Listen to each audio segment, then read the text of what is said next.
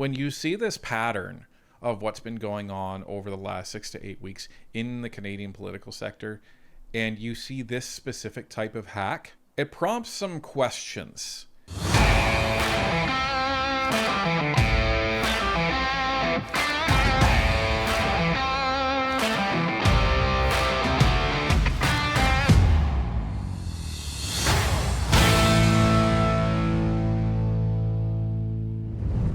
We have breaking news that the Conservative Party of Canada's personal database was hacked not even 3 weeks after Prime Minister Carney visited China, and not even 2 weeks after a Conservative MP crossed the floor to the Liberal Party. Let's take a look. From the Globe and Mail, Conservative MP's financial records leaked in alleged breach of party data. The Conservative Party is investigating a data breach involving the financial records of 15 of its MPs. The documents detail the individuals' financial histories, including loans, mortgages, or other money owing, and details about whether they make their payments on time. In a statement, party spokesperson Sarah Fisher said the party became aware of the breach on Monday. Quote, "We are aware of an alleged breach and have been in direct communication with the individual victims of the illicit information disclosure," end quote, she said in an email. The alleged breach has been reported to the Canadian Centre for Cybersecurity and the RCMP, she said. Quote, "We will work tirelessly to hold account anyone who would be responsible for the illegal distribution of confidential information," end quote. The data was emailed to party insiders by someone calling themselves, quote, "Rory McTory," end quote, which is also a moniker the Conservatives used as a placeholder name for document mock-ups, test websites, and other internal purposes. A copy of the email was obtained by the Globe and Mail. The records, all reports from credit agencies, would have been submitted to the party when the MPs were seeking nominations. The MPs represent ridings across the country, and most were elected to Parliament for the first time in April. Those affected include high-profile Conservatives Jamil Jivani and Billy Morin, the former chief of the Enoch Cree Nation. None of the affected MPs responded to a request for comment. Conservative Party databases have been breached in the past. In the 2020 leadership race, there were allegations that data was stolen from one leadership campaign by a volunteer working with another. In 2011, a group called Los Raft claimed responsibility for breaking into the party's website and posting a false story about then Prime Minister Stephen Harper, as well as accessing a list of donors and publishing their information. So needless to say, this is not good, folks. Why would they be going after, say, credit information and things like this? Well, that's a good question. When you're looking at this type of shenanigans going on, and they emailed it to other party members and other party insiders, this seems like an attempt to disrupt the internal operations of the party. Why?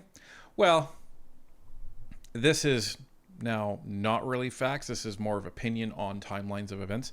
So think about this. So 3 weeks ago, Prime Minister Mark Carney goes to China, right? And has high-level meetings with President Xi Jinping of the CCP, and has some really long conversations that he said have been necessary for a long time. Then after that, we see Chris D'Entremont cross the floor the week that the budget comes out. Very interesting. And shortly after that, we have the media firestorm that won't let go of Pierre Poilievre and the Conservative Party. And we also had the previous media firestorm of Pierre Poilievre with some comments about the leadership of the RCMP. And now we have a party hack that is leaking credit information regarding loans and payments and credit history to other people in the Conservative Party. So this hack, in my humble opinion, seems designed to pit people against each other, to really disrupt cohesion in the Conservative Party, and try to break the party apart. what has the media been doing for the last 6 to 8 weeks? They've been putting out stories that seem to try to break the party apart. What have the Liberals been doing? They've been trying to tempt MPs and solicit MPs to cross the floor to try to show that Pierre Poilievre's leadership has gone down the toilet and he doesn't have control over his caucus and his party is falling apart. Even the Hill Times put out an article saying Pierre Poilievre could resign as soon as Monday. That was last week, folks. So this is what they're trying to convince everybody of in the lead up to Mark Carney's disastrous budget, where who knows if they wanted it to pass or not, but would have given them a majority government had it not passed. That's for sure. So there's other rumors that we've heard that Mark Carney intends to call an election next spring. And I think he's hoping that Pierre Poilievre is not going to win his leadership, which he will. But in Mark Carney's mind, Pierre Poilievre doesn't win his leadership review. Then there's a leadership race in the Conservative Party, and then they will call an election right in the middle of that. What they didn't want to do, they didn't want to go an election right after Justin Trudeau resigned when they prorogued Parliament. So when they hold the cards, we heard from them, well, it's not going to be fair to go to an election without the Liberals having their leader, is it? Well, just as it wouldn't be fair to go an election with the NDP not having a leader or the Conservatives not having their leader, but apparently it's perfectly fine as long as you're in government and you're the one holding the cards, right? That's what we've seen. But it all gets very curious, folks. And again, this is speculation. This isn't fact. We're using fact to inform our opinion. So recently, Mark Carney has been meeting with China, has been meeting with India and other countries. It's only a matter of time before he probably meets with Russia, right? Well, here's another story that broke that didn't really get a lot of attention in the media. New CSIS director outlines security threats posed by Russia, China, Iran, and India. The head of Canada's intelligence service described his fight against the national security challenges posed by China, Russia, Iran, and India on Thursday in his first public speech on the threats facing the country. The normally guarded director of the Canadian Security Intelligence Service, Dan Rogers, named the 4 countries as he catalogued the espionage and transnational repression efforts of Canada's adversaries. Russia has been spying on the government and private sector in the Arctic, trying to send intelligence officers to Canada and procuring goods in the country for its war in Ukraine, he said in his first annual speech. Illicit Russian procurement networks seek to illegally acquire Canadian goods and technologies, which they move to Russia through a complex series of front companies based around the world, end quote. Rogers said, adding, those goods are used to support Russia's military efforts in, quote, Ukraine and elsewhere, end quote. China's military and intelligence services, meanwhile, are seeking, quote, classified and sensitive Canadian government information, end quote. What would that be, folks? Could that involve the credit histories of certain MPs that are in a party that opposes China?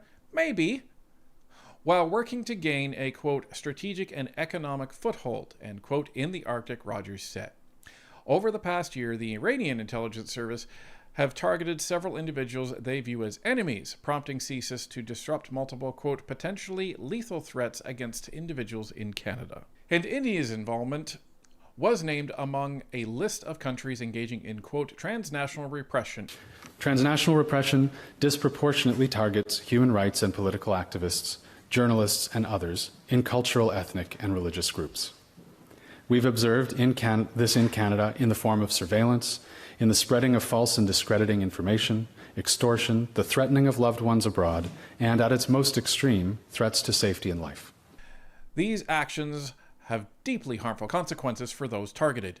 They also intimidate others, deterring them from exercising their right to free speech and lawful advocacy, or from fully participating in their community or democracy, end quote. So 2 of these countries, Mark Carney has had lovey-dovey, wonderful visits with. Both of those countries subsequently increased tariffs on Canadian economy. Well, China had them beforehand, let's be honest there. He's also put out very friendly Hamas propaganda and policy changes, recognizing Palestine as a state, which Iran supports. Isn't that interesting? And what's going on with Russia? Well, we don't really know what Carney's stance on Russia is. He's talked about, security of Ukraine, but that's about it. So it's very curious that on at least 3 of the countries that Mr. Rogers lists on his top threats to Canadian security and sovereignty, Mr. Carney seems to have no problem getting lovey-dovey with. And he was just in the United Arab Emirates, where he's meeting with people that are allegedly funding a civil war in Sudan. And that's a problem too. So he seems to have no problem with the actions of these countries as long as he benefits in some way, shape, or form. And then you're going to hear or already see the story that he received a $70 billion pledge from the United Arab Emirates of investment in Canada. Just like Amber Heard pledged to donate all the money from the settlement she received from Johnny Depp to a charity, which she never ever did. So a pledge is as good as the paper that it's actually written on, which is nothing. But it's just, when you look at this in totality, it's very curious, right? Like, we don't like to engage in conspiracy theories, but when you see this pattern of what's been going on over the last 6 to 8 weeks in the Canadian political sector, and you see this specific type of hack that isn't really designed to, extort or ransom data to specific members of the party or specific party members. It's designed to seemingly disrupt the internal cohesion of the Conservative Party, which is what's been going on over the last 6 to 8 weeks with the Liberals and the media and everything else. It prompts some questions. And now the Conservative Party Canada has to rely on the expertise of the RCMP to come and save them. Great.